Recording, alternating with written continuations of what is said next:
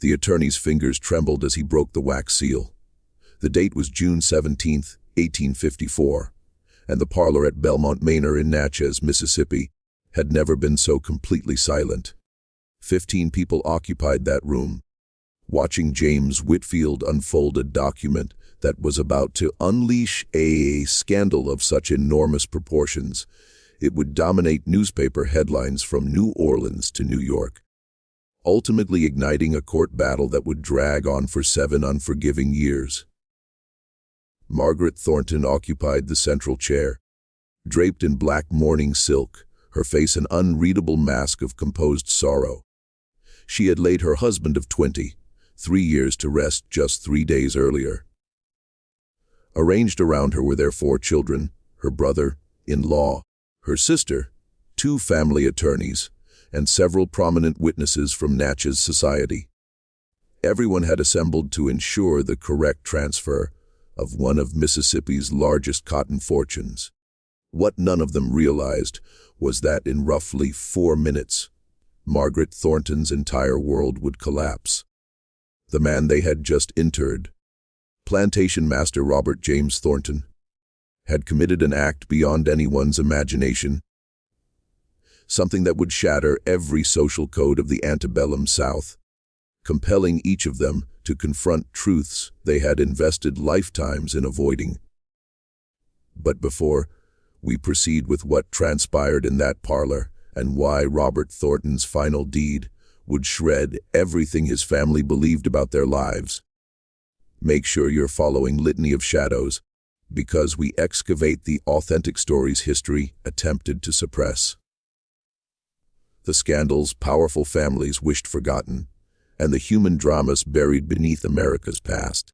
Drop a comment and let us know what drives a man to annihilate his own legacy. Is it guilt, love, vengeance, or something far more intricate than any of those words can capture? Attorney Whitfield cleared his throat. Ladies and gentlemen, I must caution you that the contents of this testament are highly irregular. Mr. Thornton insisted I recite every word exactly as written, without omission or paraphrase. Margaret's sister Caroline whispered, "Just proceed, James. We've had enough drama." They had no idea. Whitfield began with the standard opening: declarations of sound mind, revocations of previous wills. Margaret's posture eased slightly. Her eldest son, Robert Jr., aged 22, leaned back, already mentally calculating what he would do with Belmont's 3,000 acres. Her daughters, Elizabeth and Anne, both unmarried and in their 20s, exchanged glances of relief. Their futures appeared secure, their marriage prospects safe. Then Whitfield reached the first bequest, and his voice altered, growing strained. To my wife, Margaret Elizabeth Thornton, I leave the sum of $1 to be paid within 30 days of my death. The room went rigid. Margaret's face drained of color. There must be some mistake. Mrs. Thornton, please allow me to continue. $1. James, re-examine the document. Robert wouldn't. To my sons, Robert James Thornton Jr. and William Charles Thornton, I leave the sum of $1 each, to be paid within 30 days of my death. Whitfield's voice was now barely audible. To my daughters, Elizabeth Margaret Thornton and Anne Caroline Thornton, I leave the sum of $1 each, to be paid within 30 days of my death. Robert Jr. surged upright. This is insanity. Father held over $400,000 in assets. The plantation alone is worth. Please sit down, Mr. Thornton. Whitfield was no longer looking at any of them. His gaze was locked on the paper, and the hand gripping it had begun to tremble visibly. I must read the primary bequest. The silence that descended was the kind that precedes a breaking storm, the sort where you hear your own heartbeat thudding in your ears, where every person present knows with absolute certainty that their life is about to change irrevocably. To Eliza Marie Whitfield Reed, his voice cracking on the name, woman of approximately 32 years, currently held as property at Belmont Manor, I hereby grant immediate and unconditional freedom. Furthermore, I grant to the aforementioned Eliza Marie the entirety of Belmont Plantation, including all 300 acres of land, all buildings, all equipment, all livestock, and all crop yields, current and future." Someone gasped. Margaret made a sound as if she had been struck in the chest, but Whitfield was not finished. "I further grant to Eliza Marie my full ownership stake in Thornton Cotton Factoring Company, my shares in the Natchez Railroad Company, my property holdings in Natchez City proper, including the house at 42 Pearl Street, all bank deposits, all bonds, all securities, all personal property of every kind and description, and all currency in any form." Margaret stood so abruptly her chair toppled backward. No. This is forgery. This is James. You drafted this yourself. You're trying to steal. Mrs. Thornton, I did not write this will. Your husband came to my office 6 weeks before his death and dictated it to me personally. I strongly advised against these provisions. He was adamant. 6 weeks. Margaret's voice escalated to a shriek. 6 weeks he sat in this house, ate at my table, let me plan his future, and he had already written me out of everything. Elizabeth, the elder daughter, had begun to cry. Anne sat motionless, her face blank with shock. William, the younger son, looked as though he might be ill. But Robert Ginder's face had turned a deep red, the veins in his neck protruding. "Who," he said, his tone dangerously quiet, "is Eliza Marie?" And that was the question, wasn't it? The question that would unravel everything, because everyone in that room knew precisely who Eliza Marie was. They had simply never allowed themselves to consider what she actually signified. Whitfield set down the will and looked at Margaret. What he saw in her expression made him flinch. "Mrs. Thornton, perhaps the ladies should. Don't you dare." Margaret's voice was ice. "Don't you dare tell me to leave. This is my house. These are my children. And you are going to explain how a woman who was property yesterday now owns everything I have spent 23 years building." "I'm not finished reading," Whitfield said quietly. "There's more." William's voice broke. "I further declare." Whitfield read, his hands shaking so violently the paper rustled. "That the following children, currently living at Belmont Manor, are my natural offspring, and are to be freed immediately upon my death, and provided for from the estate Marcus, age 9, Sarah, age 6, and Thomas, age 3. The room exploded. Robert Ginder began shouting. Elizabeth collapsed into sobs. Margaret stood frozen, her mouth opening and closing without sound, because what Whitfield had just read was not merely about inheritance. It was about 3 children everyone at Belmont had seen, known about, and carefully pretended not to understand the significance of. 3 children with light, kin complexions and distinctive features. 3 children who looked unnervingly like the Thornton family. 3 children who were Robert Thornton's sons and daughter, born to the woman who now owned everything. Caroline, Margaret's sister, found her voice first. "Margaret, did you know about the children?" But Margaret was not listening. She was staring at a point on the far wall, her breathing coming in short, sharp gasps. When she finally spoke, her voice was barely human. "Where is she? Where is this woman who stole my life? Mrs. Thornton, Miss Eliza is not responsible for. Where is she?" A voice came from the doorway, quiet but clear. "I'm right here." Every head in the room turned. Standing at the parlor entrance was a woman in a plain gray dress. Her posture straight, her expression carefully neutral. Eliza Marie was 32, though she had never known her exact birth date. She had amber, colored eyes, dark hair pulled back severely, and skin the color of aged honey. Born enslaved on a Virginia plantation, she had been sold south at 14 and purchased by Robert Thornton in 1843 for what the records listed as household management duties. For 11 years, she had lived in a small room behind the kitchen at Belmont, managing household accounts, supervising other house servants, and raising 3 children in secret, in the shadows where no one would have to acknowledge what they were or who had fathered them. And now, according to the document James Whitfield held, she owned all of it. Margaret looked at Eliza, and something terrible passed between them. These 2 women, who had lived in the same house for over a decade, who had both loved the same man, in whatever twisted forms love could take in a world built on ownership, who had both borne his children, who had both constructed careful performances of their roles, mistress and servant, wife and property, each pretending the other did not threaten everything she had built her identity around. "You knew," Margaret whispered. "You knew he was going to do this." Eliza's face remained impassive. "He told me 3 days before he died." 3 days. Margaret's laugh was horrible. "He gave you 3 days warning and me none at all. 11 years you have been in my house. 11 years I have fed you, clothed you, given you shelter, and this is how you repay. You never gave me anything, Mrs. Thornton." Eliza's voice was quiet but steady. "Your husband purchased me. Everything I had, every moment of my life belonged to him. To you, I could refuse nothing. I could not leave. I could not protect myself or my children. I was not repaying anything because I never owed you anything. I was property."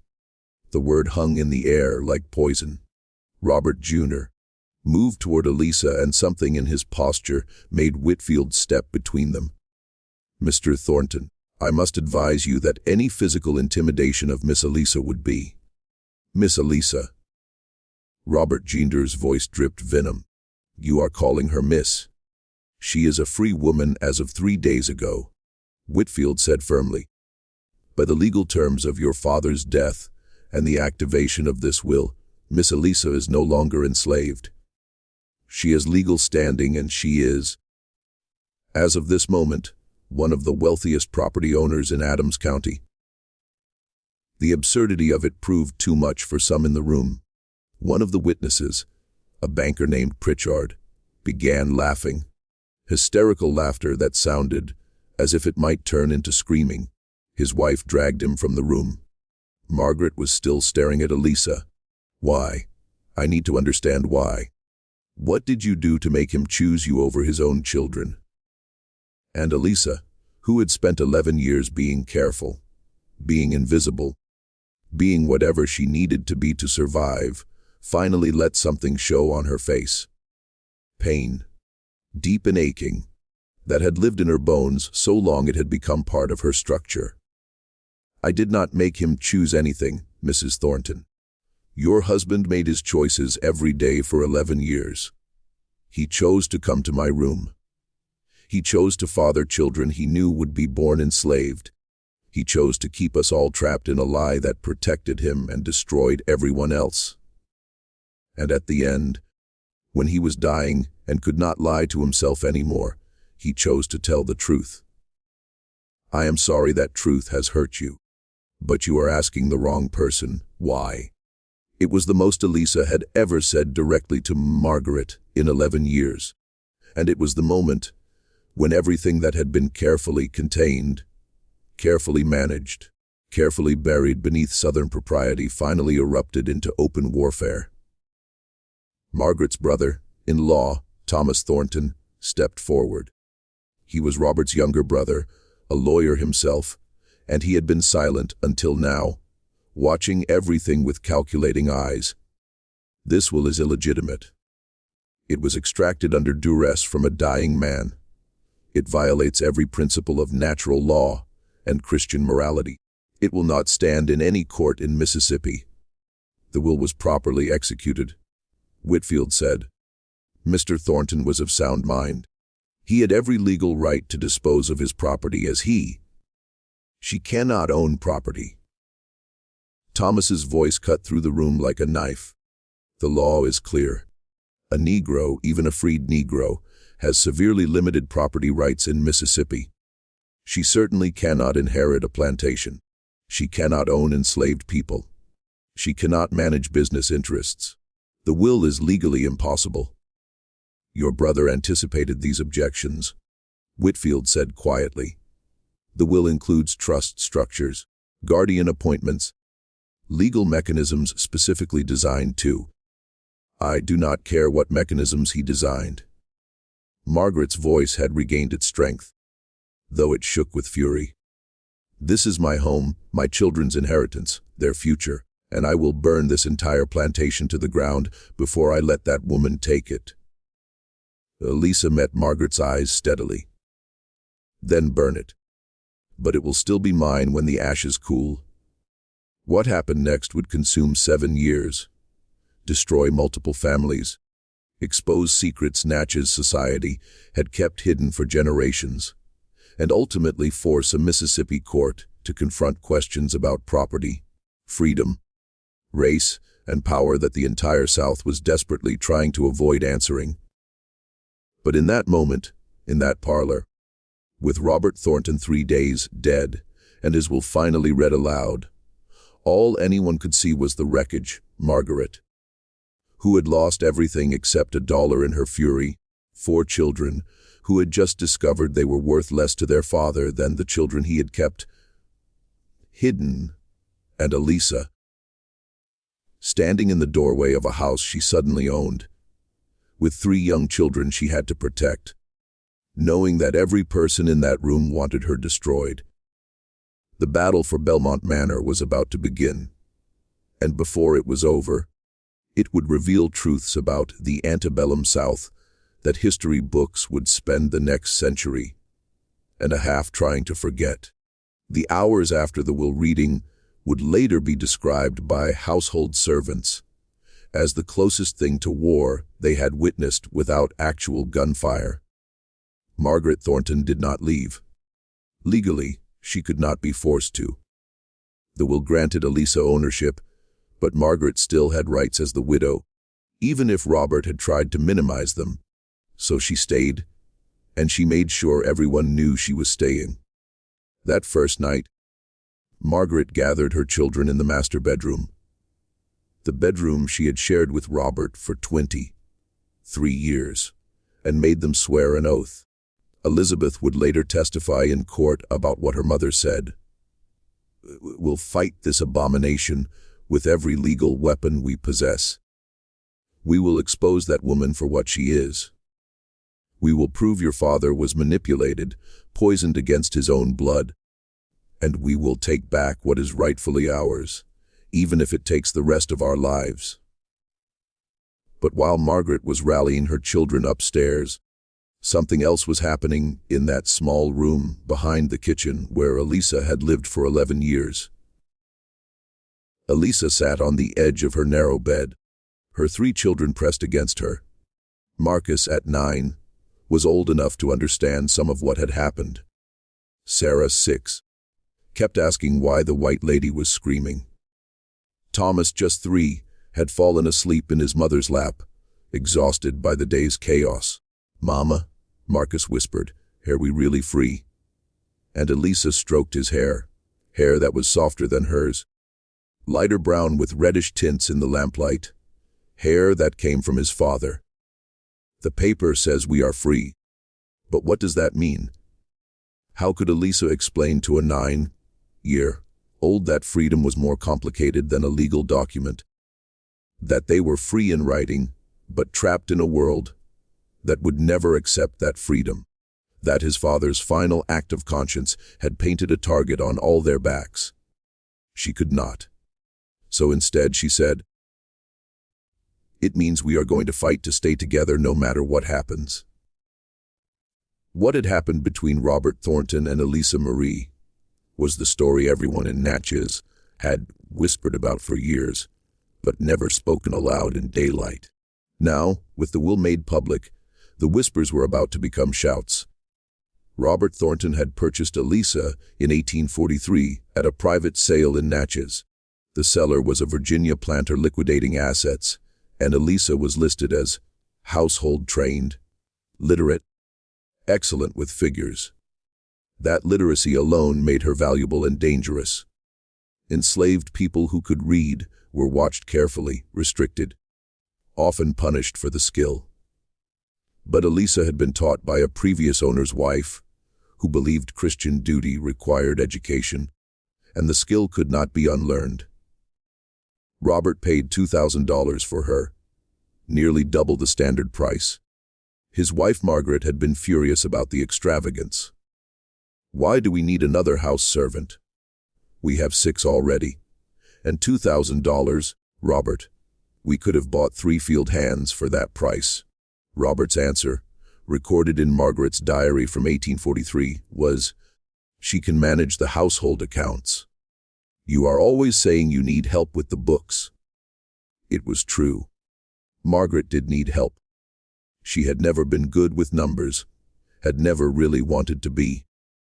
Running a plantation the size of Belmont involved tracking hundreds of expenditures, recording crop yields, managing inventories.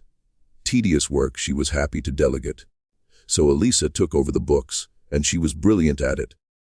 Within 6 months, she had reorganized Belmont's entire accounting system, caught errors that had been costing them thousands, and streamlined supply ordering. Robert started consulting her on business decisions, asking her opinion on whether to invest in railroad stock, discussing cotton futures prices. Margaret noticed, of course, but she told herself it was fine. It was just business. Eliza was property, a tool Robert used to manage affairs Margaret did not want to deal with anyway. It meant nothing. Then in early 1845, Eliza became pregnant. The plantation midwife, an elderly enslaved woman named Aunt Bessie, would later testify that she knew immediately who the father was. "That child came out with Mr. Robert's nose, plain as day," she said. "Wasn't no question. And Miss Margaret, she knew too. She just looked at that baby when he was born, looked at Miss Eliza, then walked out the room and did not say one word." Marcus was born in June 1845. Margaret did not acknowledge his existence for the first 3 months of his life. She simply acted as if he did not exist, as if Eliza had not given birth, as if nothing had changed. It was a performance of willful blindness so complete that even the other servants found it unsettling. But Robert acknowledged Marcus. Not publicly. He could not without destroying his social standing, but privately, in small ways that everyone noticed and no one mentioned. He had new quarters built for Eliza, slightly larger with better windows. He made sure Marcus was never assigned fieldwork, kept close to the main house. He brought books to Eliza's room, children's primers, readers, mathematics texts. He was teaching his enslaved son to read, teaching him the same way he taught Robert Jr. By 1848, Sarah was born. 2 years later, in 1850, Thomas arrived. 3 children in 6 years, all bearing unmistakable Thornton features. And through it all, Margaret maintained her fiction. She never acknowledged the children as Robert's, never spoke to Eliza about them, never confronted her husband. Years later, in a letter to her sister Caroline written during the court battle, Margaret finally explained her silence. "What was I supposed to do? Leave him and go where? Live on what? My father's estate was entailed to my brothers. I had 4 children to protect. If I made a scandal, accused Robert publicly, I would have been the one society punished, not him. Men have their indiscretions. Everyone knows this. A wife's duty is to ignore them gracefully. I did what I was supposed to do. I maintained the household. I raised our legitimate children. I performed my role perfectly. And this is how I am rewarded." But there was another layer to Margaret's silence, one she never quite admitted even to herself. Robert had stopped coming to her bed in 1844. Their youngest daughter Anne had been born in 1841. And after that, nothing. For 13 years, Margaret and Robert lived as married strangers. They attended social functions together. They discussed household management. They presented the perfect image of a successful planter family. But there was no intimacy, no connection, no private life together at all, because Robert was spending his private life with Eliza. And that was what made the will so devastating. It was not just about money or property. It was about a husband who had chosen someone else, and had chosen her so completely that he had given her everything Margaret had believed was hers by right. The legal challenge began within days of the will reading.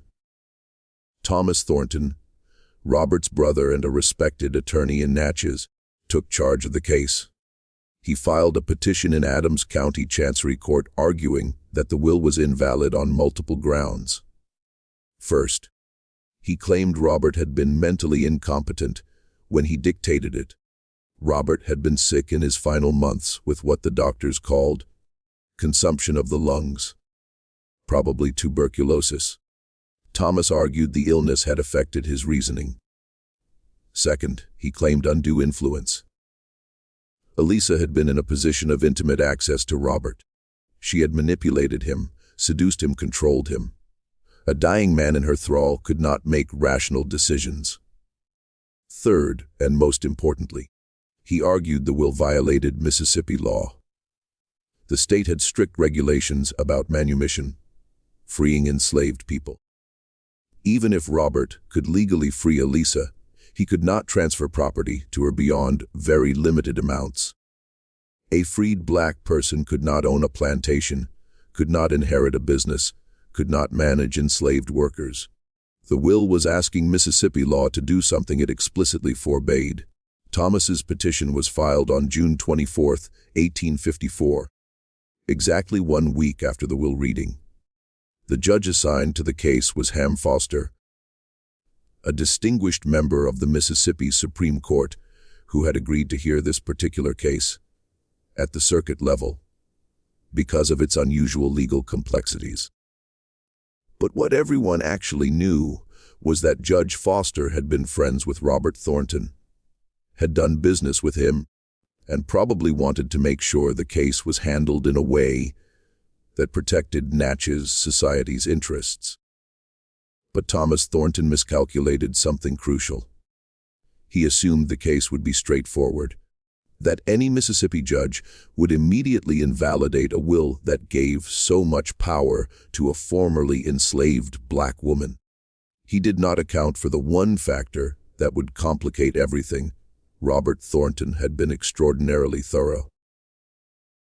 Attorney Whitfield, when he first met with Eliza to explain her legal position, brought a second document that had not been read in that parlor. A letter Robert had written to Whitfield, to be opened only if the will was challenged. Eliza sat in Whitfield's office in downtown Natchez, wearing the same gray dress she had worn to the will reading. Whitfield broke the seal on Robert's letter and began reading aloud, "James, if you are reading this, it means my family is contesting the will. I expected this. I want you to know why I did what I did, and I want you to use this letter in court if necessary." Whitfield glanced at Eliza. She nodded for him to continue. "I purchased Eliza in 1843 with specific intentions. I had met her briefly at a previous sale, had spoken with her, and recognized her intelligence. I orchestrated her purchase deliberately. What began as a business decision became something else. Something I never intended, something I tried to resist, and something I ultimately could not deny. I fell in love with someone I had no right to love, in a way our world says is impossible." Eliza's breath caught. Robert had never said those words to her, never told her plainly what she had wondered about for 11 years. "I know what people will think," the letter continued. "That I took advantage of someone I owned, someone who had no power to refuse me. And they are right. That is exactly what I did in the beginning. That is what it was. Exploitation dressed up in whatever lies I told myself. But over the years, Eliza became the only person I could be honest with, the only one who saw me clearly and did not require me to perform. Margaret saw the planter, the businessman, the social figure. Eliza saw the man who was terrified of dying with nothing real in his life. Whitfield paused. When he continued, his voice was thick. "I have lived a coward's life, James. I maintained a marriage that died years ago. I fathered children into bondage. My own children enslaved because I lacked the courage to do what was right. I built wealth on the labor of people I kept in chains, while pretending this was God's natural order. And I told myself these lies because the alternative was too painful. But dying has a way of stripping away every comfortable delusion." The letter went on for 3 more pages. Robert detailed his instructions for how Whitfield should structure the trust arrangements to withstand legal challenge. He acknowledged that what he was doing would hurt his legitimate children, but argued they would inherit their whiteness, their education, their social position, privileges his children with Eliza would never have unless he acted. And then at the end, Robert wrote something that would become the center of the entire case. "I free Eliza not as an act of charity, but as an acknowledgement of theft. I stole 11 years of her life. I stole her children's childhood. I stole their right to exist as human beings rather than property. This will is not generosity. It is inadequate restitution. And if Mississippi law says a man cannot restore what he has stolen from someone he has wronged, then Mississippi law is more corrupted than I am." When Whitfield finished reading, Eliza sat in silence for a long moment. Then she said quietly, "He never told me any of this, not in these words. Men often find courage in letters they cannot find in life." Whitfield said, "Miss Eliza, this letter is powerful evidence, but using it means exposing everything. Your relationship, your children, the intimacy of what existed between you and Mr. Thornton. The Thornton family will argue you seduced him, manipulated him. They will say terrible things about you in open court. Are you prepared for that?" Eliza thought about Marcus, Sarah, and Thomas, about the children growing up in the inn, between space, between slavery and freedom, between black and white, between legitimate and illegitimate, about the future she could give them if she won this fight, and the future they would have if she surrendered. "I have been called terrible things my entire life, Mr. Whitfield. What is a few more insults compared to my children's freedom?" But she had no idea what was actually coming, because the Thornton family was not just going to insult her. They were going to try to destroy her, and they were going to use every weapon antebellum Mississippi society had to offer, weapons forged in generations of slavery, rape, denial, and the desperate need to maintain a social order that required some people to be human and others to be property. The first hearing was scheduled for August 1854. Both sides would present their arguments about whether the will should be probated at all. Judge Foster's courtroom was packed with every prominent citizen in Natchez. People stood in the back, crowded the aisles. This was not just a legal proceeding. It was a public spectacle. Margaret attended, dressed in her mourning clothes, her children beside her. She had made sure Elizabeth and Anne looked pale and fragile, perfect victims of their father's betrayal. Robert Jr. sat stone-faced, radiating barely controlled anger. The message was clear: respectable white family destroyed by enslaved seductress. Eliza sat on the opposite side of the courtroom with Whitfield. She had worn her plainest dress, no jewelry, hair pulled back severely. She had been advised to look humble, non-threatening, to perform deference, even while fighting for millions of dollars. The performance required of both women in that courtroom said everything about the roles they were trapped in. Margaret had to perform wounded dignity. Eliza had to perform grateful humility. Both performances were lies, and everyone watching knew it. Thomas Thornton opened with a speech that would be reported in newspapers across the South. Your Honor, this case is not merely about one man's will. It is about whether the foundations of our society can withstand attacks from those who would pervert natural law. My brother, in his final illness, was corrupted by a woman who used her position in his household to extract an unnatural influence. She bore his children, a crime against both his marriage and moral order, and now she seeks to profit from her own wrongdoing. Whitfield stood to respond. He was older than Thomas Grayer, with a reputation for careful, methodical argument. Your Honor, the question before this court is simple. Did Robert Thornton have the legal right to dispose of his property as he chose? Mr. Thomas Thornton argues his brother was incompetent. I have 3 physicians prepared to testify that Robert Thornton was of sound mind until hours before his death. He argues undue influence. I have Robert's own letter explaining his reasoning in detail. He argues Mississippi law forbids this transfer. I have trust structures specifically designed to comply with every statute. Judge Foster listened to both sides, asked a few questions, then made a ruling that surprised everyone. This case raises complex legal questions that cannot be resolved in a preliminary hearing. I am ordering full probate proceedings. Both sides will have the opportunity to present witnesses, evidence, and expert testimony. We will examine Mr. Thornton's mental state, the validity of his relationship with Miss Eliza, the legitimacy of the trust structures, and whether Mississippi law permits what this will attempts to do. He banged his gavel. Court will reconvene in October for full proceedings. It was a victory for Eliza of sorts. The judge had not immediately dismissed the will, but it was also the beginning of something that would consume years of her life. As people filed out of the courtroom, Margaret and Eliza passed each other in the aisle. Margaret stopped, looked at Eliza directly for the first time since the parlor scene. When she spoke, her voice was low enough that only Eliza could hear.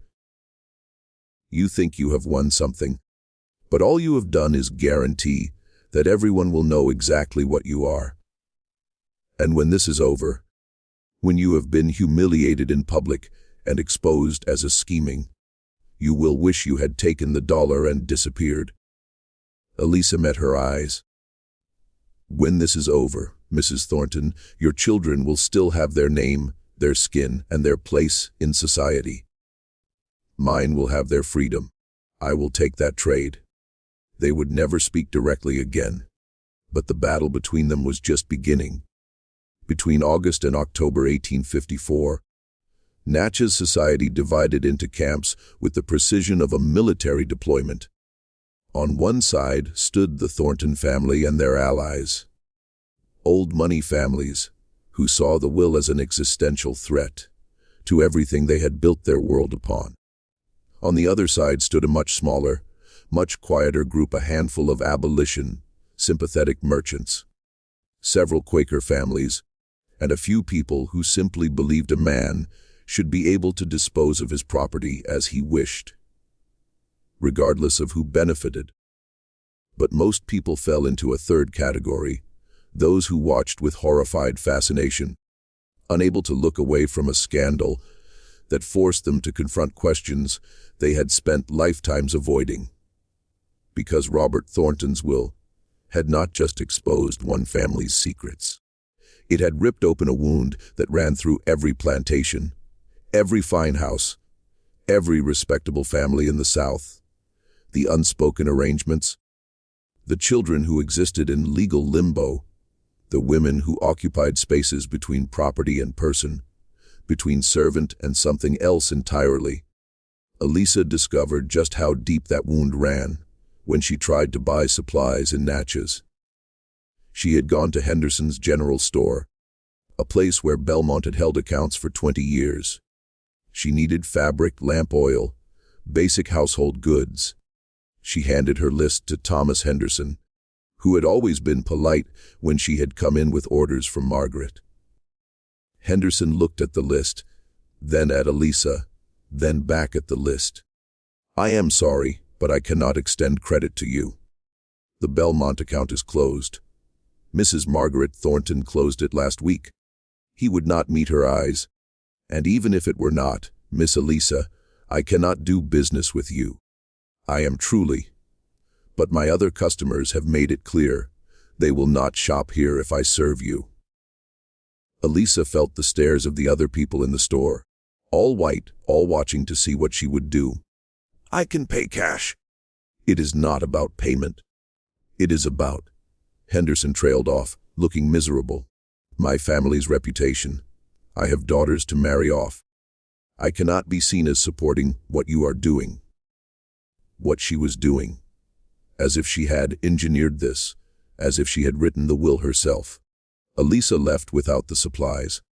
She tried 2 more stores. Same result. Word had spread with the efficiency of a plague. Anyone who helped Eliza would be socially destroyed.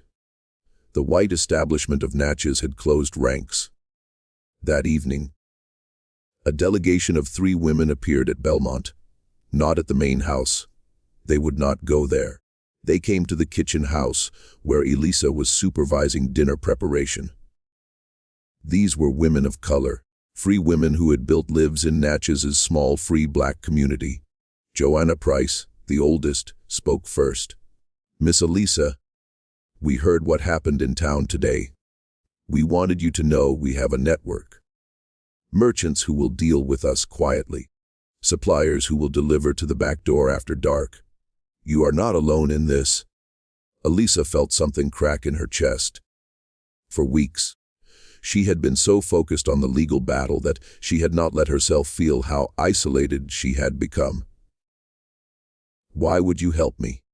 You do not know me. We know what you are," Joanna said quietly. "You are a woman who got free through circumstances most of us cannot imagine. And now you are fighting to stay free while every white person in Natchez tries to push you back into bondage. If you lose this fight, it is not just you who loses. It is every one of us.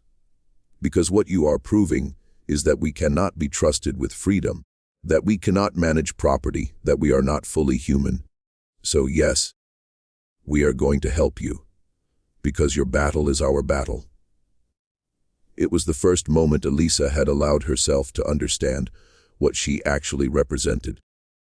Not just one woman fighting for an inheritance, but a test case for whether someone like her could exist as a free property owner in Mississippi. And if she failed, it would justify every law that restricted free black people's rights. Every argument that they could not handle freedom, every rationale for keeping slavery intact. The weight of it was crushing.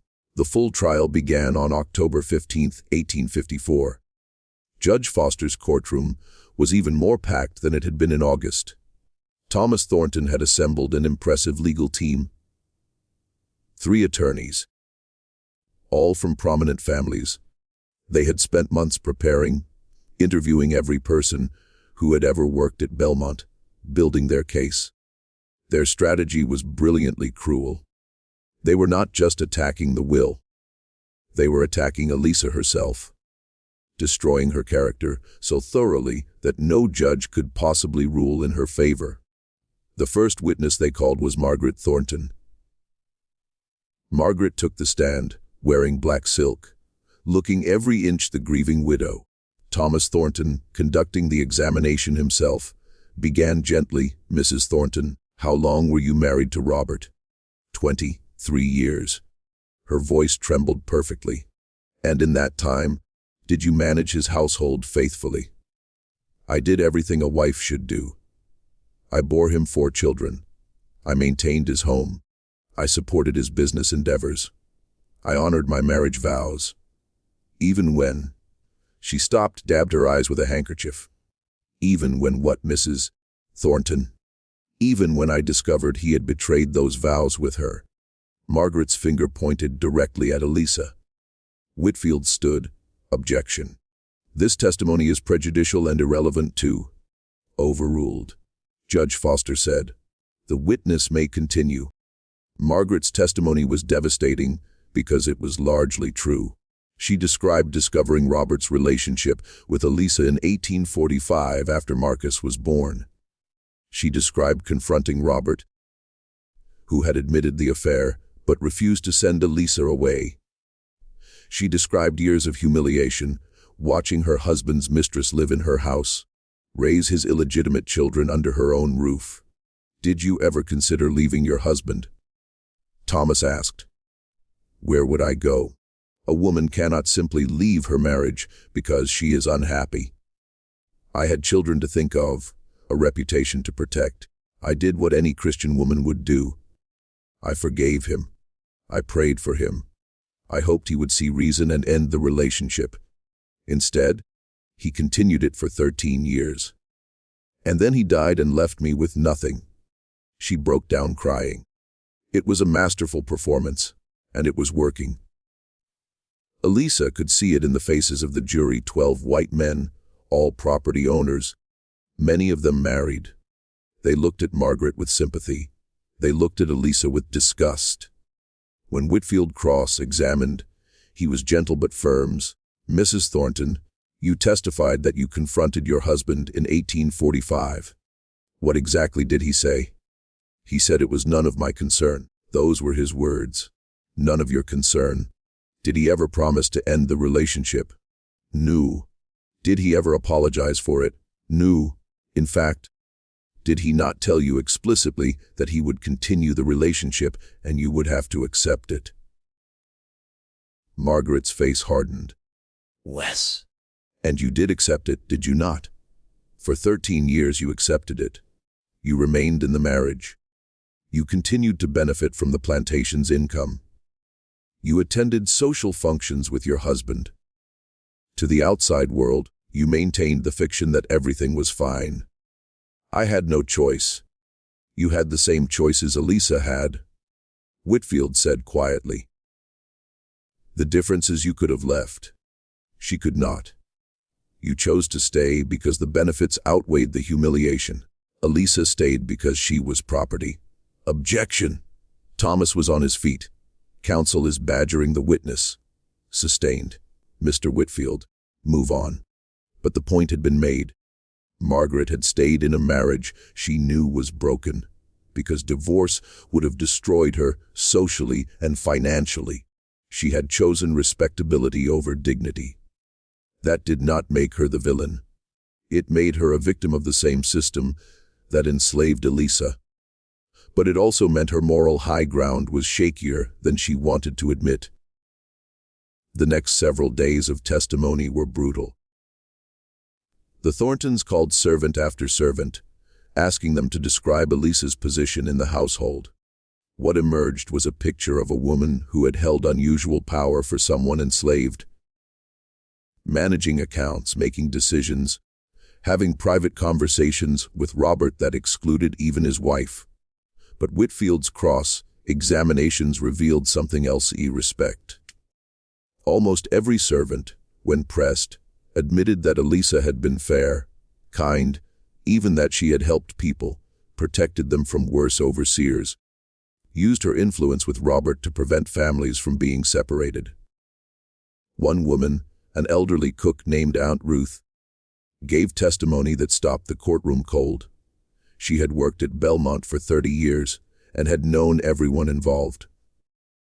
Thomas Thornton asked her, "Did you observe the relationship between Miss Eliza and Mr. Robert?" "I saw what there was to see." "Did it seem to you that she had manipulated him, controlled him?"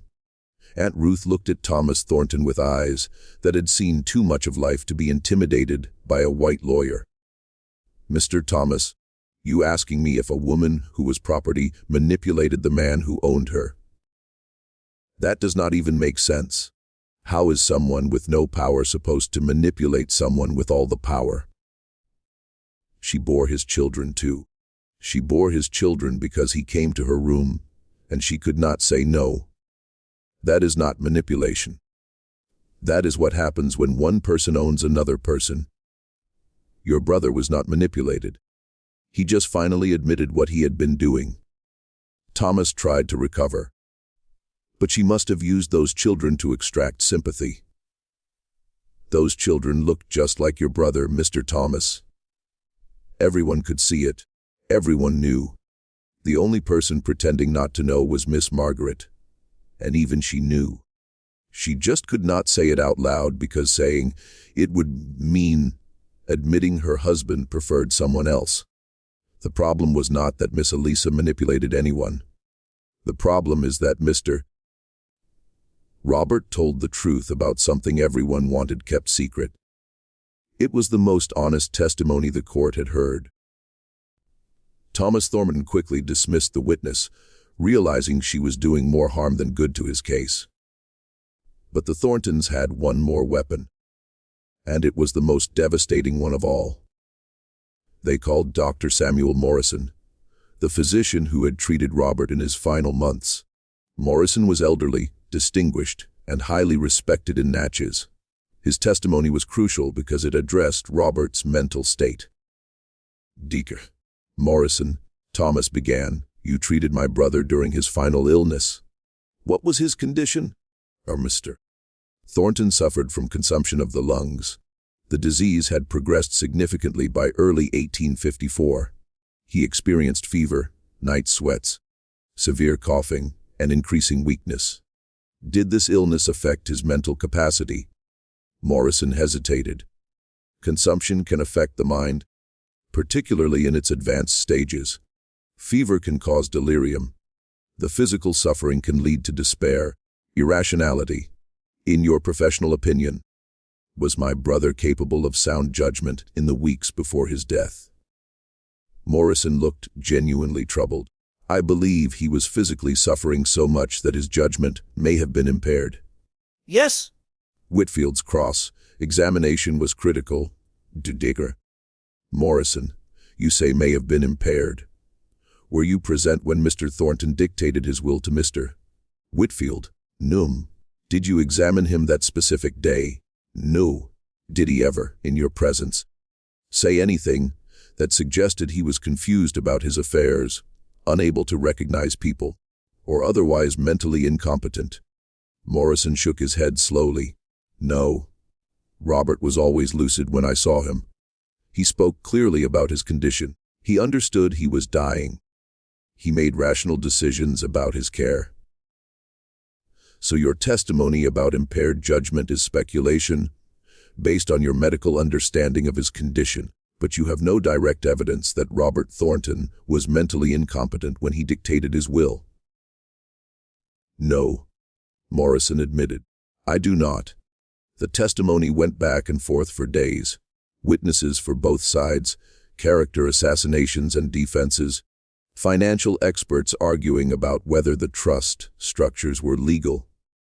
Every intimate detail of Robert and Eliza's relationship dragged into public view.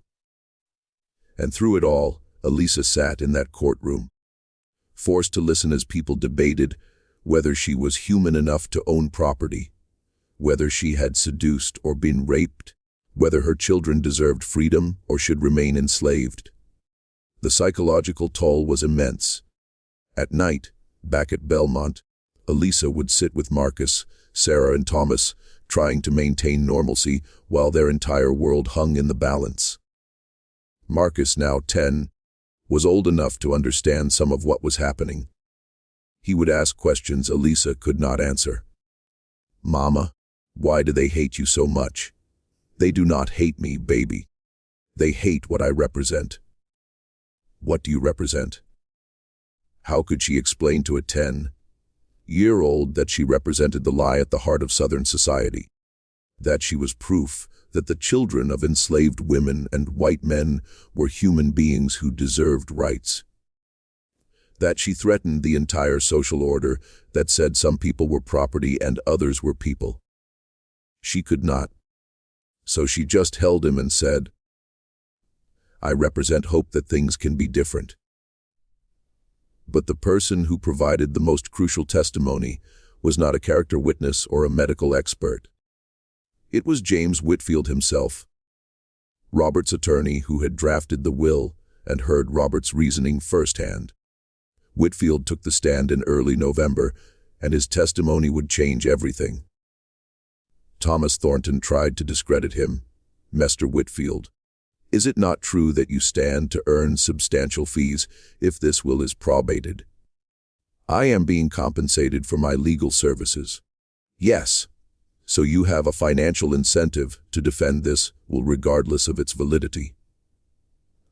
"I have a professional obligation to defend my client's wishes." Robert Thornton came to me 6 weeks before his death and dictated this will over the course of 2 full days. He was more lucid, more purposeful than many clients I have worked with. He knew exactly what he was doing. "What exactly did my brother say when he came to you?" Whitfield pulled out his notes. He said, "I am dying, James. I have made many mistakes in my life, but I have a chance to correct one of them. I want to free Eliza and provide for our children. I know this will destroy my relationship with my legitimate family. I know it will cause a scandal, but I would rather die honestly than live one more day lying to myself." The courtroom went silent. He said more. Whitfield continued. He said, "Margaret will never forgive me. My children will hate my memory. Natchez society will condemn me. I accept all of that because the alternative is dying knowing that I enslaved my own children, that I kept the woman I loved in bondage, and that I was too much of a coward to face the truth. I have been a coward my whole life, James. Let me at least die brave." Thomas Thornton's face had gone pale. These were his brother's words, documented in Whitfield's notes. Impossible to deny. But Thomas tried. My brother was clearly not in his right mind if he said such things. The Robert Thornton I knew would never. The Robert Thornton you knew. Whitfield interrupted. Was the performance he gave for Natchez society. The Robert Thornton who dictated this will was the man beneath that performance. And he was exhausted from maintaining the lie. It was the turning point of the trial. Whitfield's testimony, backed by detailed notes and the letter Robert had written, made it impossible to dismiss the will as the product of a confused mind. Robert had known exactly what he was doing. He had understood the consequences, and he had done it anyway. Judge Foster called for a recess after Whitfield's testimony. When court reconvened a week later, he looked weary. This case had taken its toll on everyone involved. The final arguments took an entire day. Thomas Thornton argued passionately that the will violated Mississippi law, public policy, and moral order. Whitfield argued that Robert Thornton had every legal right to dispose of his property as he chose and that the trust structures complied with all relevant statutes.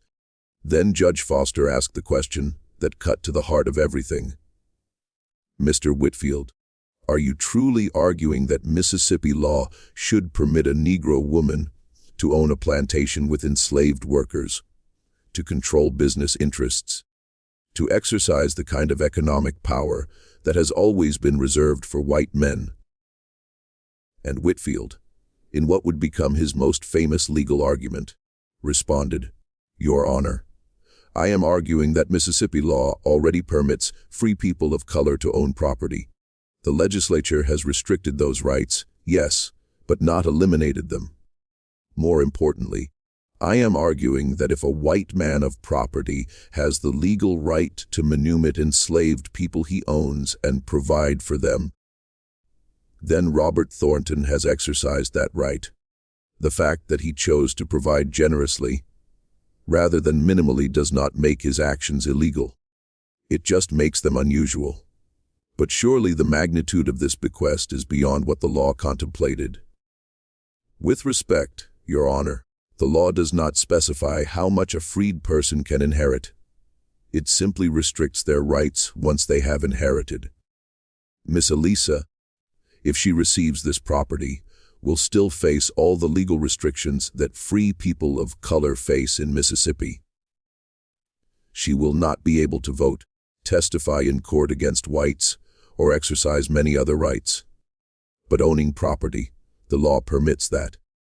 And if we are going to say the law has a secret cap on how much property a freed person can own, then we are inventing restrictions that do not exist in statute. Judge Foster sat back in his chair. Everyone in the courtroom knew what he was thinking. This was not just a legal decision. It was a social one. Rule for Eliza. And he would be saying that Mississippi law permitted a formerly enslaved black woman to become one of the wealthiest people in the state. Rule against her, and he would have to invent legal reasoning that did not quite exist in the statutes. "I will issue my ruling in 30 days, he said finally. And then everyone waited. Those 30 days felt like 30 years at Belmont. An uneasy truce had settled over the plantation. Margaret remained in the main house, occupying the east wing. Eliza stayed in her quarters behind the kitchen, though legally she now had the right to occupy any part of the property. Neither woman crossed into the other's space. They existed in parallel universes within the same walls, each pretending the other did not exist. But the enslaved people at Belmont existed in a strange limbo that was even more unsettling. They did not know who owned them anymore. Was it Margaret as the widow? Was it Eliza according to the contested will? Or were they about to be sold to settle debts if the whole estate collapsed under the weight of legal fees? A man named Samuel, who had worked the fields at Belmont for 15 years, later described the psychological torment. "We did not know if we should pray for Miss Eliza to win or lose. If she won, we would be owned by a woman who had been enslaved herself just months before. If she lost, we would probably be sold off to pay the lawyers. Either way, our lives were not our own. But at least Miss Eliza knew what it felt like. That counted for something." In Natchez, the case had consumed every conversation.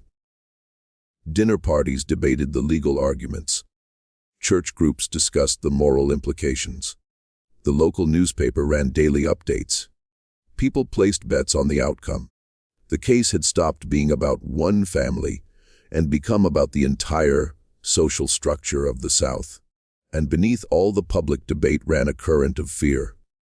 Because if Eliza won, what did that mean for every other white man who had fathered children with enslaved women? Could they follow Robert Thornton's example? Would there be a wave of deathbed confessions, wills that legitimized hidden families, legal transfers that upended the racial hierarchy? The establishment had to stop this, not just for the Thornton family, but for everyone with secrets to protect. On December 12, 1854, Judge Foster issued his ruling. The courtroom was packed beyond capacity. People stood in the hallways, crowded around the windows, desperate to hear the verdict that would define Mississippi law for years to come. Judge Foster looked exhausted. He had aged visibly in the month since the trial began. When he spoke, his voice carried the weight of a man who knew his decision would satisfy no one. I have spent these 30 days in careful consideration of the law, the evidence, and the principles at stake in this case. What I am about to say will disappoint both parties, but it represents my best understanding of justice within the constraints of Mississippi law." Eliza felt her heart hammering. Beside her, Whitfield sat perfectly still. "First, regarding Mr. Robert Thornton's mental capacity, I find that the evidence overwhelmingly supports the conclusion that Mr. Thornton was of sound mind when he dictated his will. Dr. Morrison's testimony about potential impairment was speculative. Mr. Whitfield's detailed notes demonstrate a man who understood his actions and their consequences. This will was not the product of delirium or diminished capacity." Margaret made a small sound of distress. Her attorney gripped her arm. "Second, regarding undue influence, I find no evidence that Miss Eliza coerced or manipulated Mr. Thornton. The relationship between them, while morally troubling to many, does not constitute legal undue influence.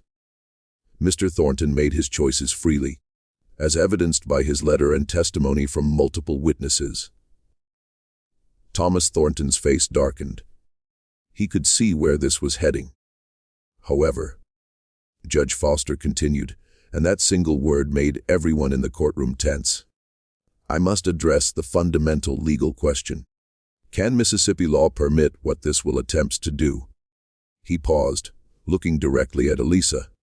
Miss Eliza, under the terms of this will, would become one of the largest property owners in Adams County. She would control enslaved workers. She would manage business interests. She would exercise economic power that has traditionally been reserved for white male citizens. The question is not whether Mr. Thornton had the right to free you. He did. The question is whether he had the right to transfer this magnitude of property to a freed person of color. And on this point, I find that Mississippi law is ambiguous. The statutes restrict the rights of free people of color, but they do not explicitly forbid property ownership or inheritance. Whitfield leaned forward. This was better than he had hoped. Therefore, I am ruling that Robert Thornton's will is valid and should be probated with modifications. The courtroom erupted. Judge Foster's gavel cracked like gunfire. Order. I will have order. When the room quieted, he continued, Miss Eliza shall receive her freedom as stipulated in the will. She shall receive custody of her 3 children, Marcus, Sarah, and Thomas, who shall also be freed. These provisions are unambiguous and legal. Eliza felt tears running down her face. Her children, they were free. Whatever else happened, that was permanent. However, Foster said, and his voice grew heavier, I cannot allow the transfer of the entire estate as written. Such a transfer would violate the spirit of Mississippi law regarding property ownership by freed people of color, even if it does not violate the letter. Therefore, I am ordering the following distribution. He read from his written ruling. Miss Eliza shall receive Belmont Plantation's North Tract, approximately 800 acres, along with the buildings thereon. She shall receive $50,000 in liquid assets, to be held in trust and administered by a white guardian appointed by this court. She shall receive her personal effects and those of her children. The $50,000 was substantial. 800 acres was a fortune, but it was a fraction of what Robert's will had specified. The remainder of the estate, the South Tract of Belmont, the Natchez properties, the business interests, and additional liquid assets, shall be divided among Robert Thornton's legitimate heirs, his widow, Margaret, and their 4 children, in proportions determined by standard inheritance law. Margaret gasped. It was not everything, but it was something. Her children would have inheritances. She would have property. Furthermore, Judge Foster continued, I am ordering that the enslaved workers at Belmont be divided between the 2 estates. Miss Eliza shall not own enslaved people. The court finds this morally unconscionable, given her recent status. Those workers shall be transferred to the Thornton family estate or sold, with proceeds divided appropriately. Eliza felt the decision like a physical blow. She had won her freedom and her children's freedom, but the people she had lived beside for 11 years would remain enslaved. She had fought so hard, and still the fundamental injustice continued. This ruling, Foster concluded, attempts to honor Robert Thornton's intentions while respecting the legal and social realities of Mississippi. Both parties have 30 days to appeal to the state Supreme Court if they choose. He banged his gavel. This court is adjourned. The courtroom exploded into chaos. Reporters rushed out to file stories. Spectators argued loudly about whether the ruling was just. Margaret's family surrounded her, debating whether to appeal. And Eliza sat very still, trying to understand what she had just won and lost simultaneously. Whitfield turned to her. "Miss Eliza, this is a victory. You are free. Your children are free. You have property and money. We can appeal for more. But every day we spend appealing is another day my children live in uncertainty," Eliza said quietly. "And every day Margaret Thornton spends fighting us is another day she cannot rebuild her life. This needs to end. Are you saying you will accept this ruling?" Eliza thought about Marcus, Sarah, and Thomas. About the 800 acres that would be theirs. About the $50,000 that could educate them, establish them, give them futures she had never imagined possible. About the cost of continuing this battle, not in money, but in humanity. "Yes," she said. "I will accept it." On the other side of the courtroom, Margaret was having a similar conversation with her attorneys. Thomas Thornton wanted to appeal, to fight for the full estate. But Margaret, looking across the room at Eliza, seemed to have reached some internal conclusion. "No. No more. We have enough to rebuild. My children have inheritances. I have property. And I am so tired of fighting over Robert's corpse." Her voice broke on the last words. Because that was what this had all been. A battle over a dead man's legacy. A fight about who he had loved more, who deserved what, who would carry his memory forward. The two families left the courtroom separately. They would never speak again. But they would remain connected forever by the man who had loved them both in different ways and who had destroyed them both. Trying to make amends for crimes he could not undo. The property division took 3 months to finalize. In March 1855, Eliza took possession of her 800 acres, the north tract of Belmont with its own main house. Smaller than the original but substantial. The trust fund was established with a banker named Harrison Wells serving as guardian. Wells was one of the few Natchez businessmen who had agreed to work with Eliza, partly from principle, partly from the profit opportunity. Margaret and her children took the South Tract and the Natchez properties. The cotton factoring business was sold, with proceeds divided. The enslaved workers were divided by lot, a process that separated families and destroyed lives just as it always did. Samuel, the field worker who had spoken about the psychological torment, was sold to a Louisiana planter. He would eventually escape during the Civil War and make his way north. In a memoir written years later, he described watching Eliza on the day of the division. "She was crying while they split us up, crying like her heart was breaking. And I thought, she knows. She knows exactly what this feels like. She just does not have the power to stop it. That is what freedom meant for her. She could save her own children, but not anybody else's. I have spent years trying to decide if I forgive her for that. I still do not know." Eliza moved into her new house with Marcus, Sarah, and Thomas in April 1855. For the first time in her life, she owned the space she lived in. For the first time, her children slept in beds that belonged to them. For the first time, they could read books openly, play freely, exist without constantly performing subordination. But the freedom was complicated. Natchez society never accepted Eliza. White merchants still refused to deal with her directly. She had to conduct all business through Harrison Wells or other intermediaries. Her children were educated at home because no school would take them. Too black for white schools, too wealthy for the colored school, too ambiguous to fit anywhere. The isolation was profound. The free black community that had supported Eliza during the trial remained friendly, but she existed in a strange social space between worlds.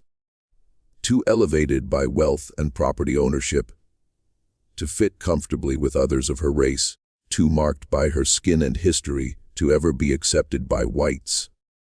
Marcus, as he grew older, became increasingly bitter about this isolation. On his 16th birthday in 1861, he asked his mother why they did not leave Mississippi, go north where their money could buy them genuine freedom. Eliza looked at the land she had fought so hard to claim. Your father gave us this. It is yours. If we leave, we are saying they won, that we do not deserve to be here, do not belong here. I will not give them that satisfaction. But history would make the decision for her. The Civil War began 3 months later. Mississippi seceded. Belmont Plantation, both North and South tracts, struggled as the economy collapsed. By 1863, Union forces controlled Natchez. The enslaved people at the Thornton tract fled to Union lines, leaving Margaret with land she could not work. Eliza's tract, having fewer workers and more liquid assets, survived slightly better, but barely. In 1864, Marcus enlisted with the Union Army. One of thousands of black men who fought for the freedom his mother had achieved through a white man's guilt. He survived the war and returned to Belmont in 1866, wearing a Union uniform to the land his father had left him. Margaret saw him return. She was 63 by then, widowed twice. She had remarried briefly in 1860, but her second husband had died at Vicksburg. She watched Marcus ride up the road in his blue uniform. A freed black man who had fought to destroy the world she had grown up in. And she felt nothing but exhaustion. They passed each other on the road between the North and South tracks one day in 1867. Both were older, weathered by war and loss. Marcus tipped his hat to her, a gesture of respect he did not owe. Margaret nodded back. They did not speak. There was nothing left to say. Margaret died in 1871 in the house she had fought so hard to keep. Her children inherited what remained of the South tract, but the plantation economy was dead. They sold the property within 5 years and scattered Robert Ginder to Texas, Elizabeth to Charleston, Anne to Mobile, William to New Orleans. None of them ever returned to Natchez. Eliza lived until 1889. She saw her children grow, marry, have children of their own. Marcus became a teacher, educating freed people during Reconstruction. Sarah married a minister and moved to Philadelphia. Thomas studied law in Ohio and became one of the first black attorneys in the North. She died owning the land Robert Thornton had given her, though by then it was worth a fraction of its antebellum value. Her will divided the property among her 3 children and her 7 grandchildren. A black family owning 800 acres in Mississippi. An impossibility before the war, a fragile reality afterward. But here is what the history books do not tell you. Here is the part that makes this story more than just a legal curiosity. After Eliza died, her children found a box in her room. Inside were letters, dozens of them. Letters Robert had written to Eliza over the years, hidden away, never shown to anyone. Letters that revealed a man tortured by the contradictions of his life. A man who loved someone he had enslaved and could not reconcile that impossibility. A man who knew he was committing evil while convincing himself he was being kind. One letter, written in 1850, read, Eliza, I tell myself that what we have is love. That because I care for you, because I value you, because I plan to free you someday. Our relationship is different from what other men have with their slaves. But late at night, when I am honest with myself, I know the truth. You cannot refuse me. You cannot leave. You cannot even tell me what you really think without risking punishment. How can anything built on such foundations be love? And yet I cannot stop coming to you. I am addicted to the fantasy that you want me, even though I know you cannot freely want anyone who owns you.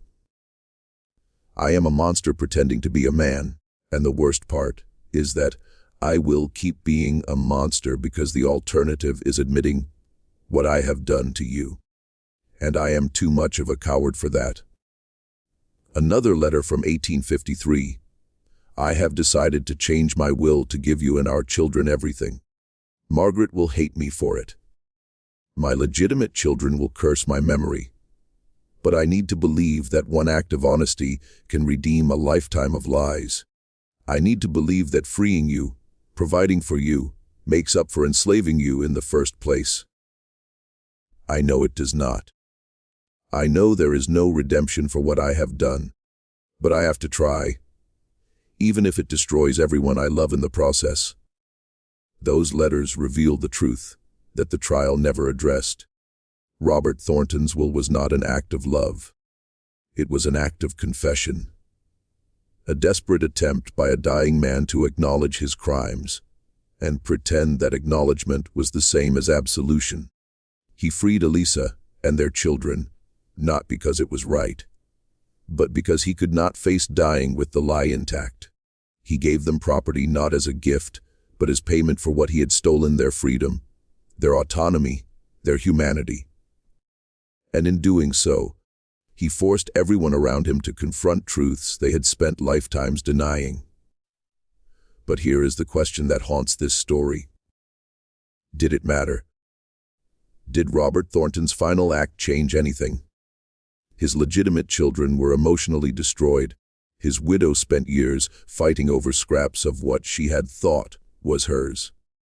Eliza won property, but lost the community of enslaved people she had lived among. The enslaved workers at Belmont were sold and scattered, their families destroyed by the property division and Mississippi law. The ruling in Eliza's case did not change the fundamental structures of slavery. It did not prevent other families from keeping their mixed-race children enslaved. It did not challenge the system that made cases like this possible. If anything, it reinforced it, by allowing just enough exception to prove that the system was fair, while changing nothing about its fundamental brutality. So, what does this story mean? What are we supposed to learn from a plantation master who left his fortune to a woman he had enslaved, and in doing so destroyed 2 families in the name of redemption he never really achieved? Maybe the lesson is this: there are some crimes you cannot make amends for, some wrongs that cannot be righted by good intentions or deathbed confessions. Robert Thornton spent 13 years committing daily violations against Eliza's humanity, against his own children's freedom, against every principle he claimed to believe in. And then he tried to fix it all with a legal document. But you cannot unenslave someone. You cannot give back the years you stole. You cannot undo the trauma of being property, of raising your children as property, of living every day in a situation where your body, your will, your very self belongs to someone else. Freedom given as a gift from an owner is not the same as freedom claimed as a right. Property inherited through a will is not the same as property earned through your own labor. And a deathbed confession does not absolve a lifetime of choosing comfort over courage. The case of Robert Thornton and Eliza Marie forces us to confront an uncomfortable truth. The Antebellum South was not just a system of obvious villains and innocent victims. It was a system that corrupted everyone it touched.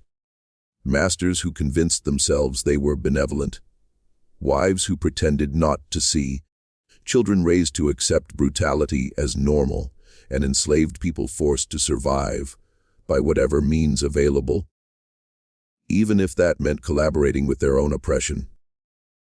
Robert Thornton's will did not fix that system. It just revealed how completely broken it was. And maybe that is the real legacy of this case. Not that one man tried to do right at the end of his life, but that the system he lived in made doing right impossible. You could not be a good person and a slaveholder. You could not love someone and own them. You could not build a fortune on stolen labor and stolen lives, and then pretend a generous inheritance made up for it. Robert Thornton died trying to believe he could. Eliza lived knowing he could not. Margaret spent years fighting over the remains of a lie, and their children, all of them, legitimate and illegitimate, white and black, paid the price for trying to exist in a world built on contradictions that could not be sustained. The North Tract of Belmont still exists. It is private property now, owned by descendants of Eliza and Robert through Marcus's line. The main house has been restored. It is beautiful, like something out of a plantation fantasy. White columns and sweeping porches.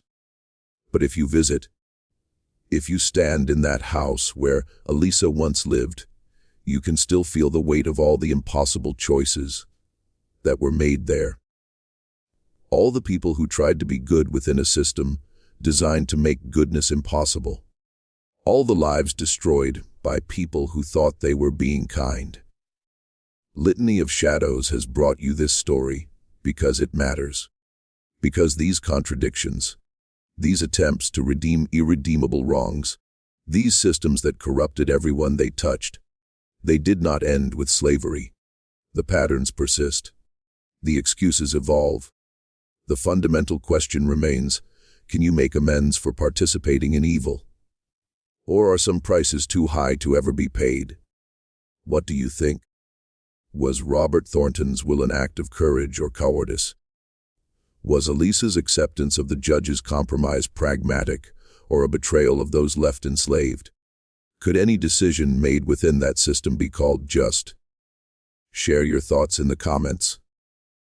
These are not easy questions, and they do not have comfortable answers.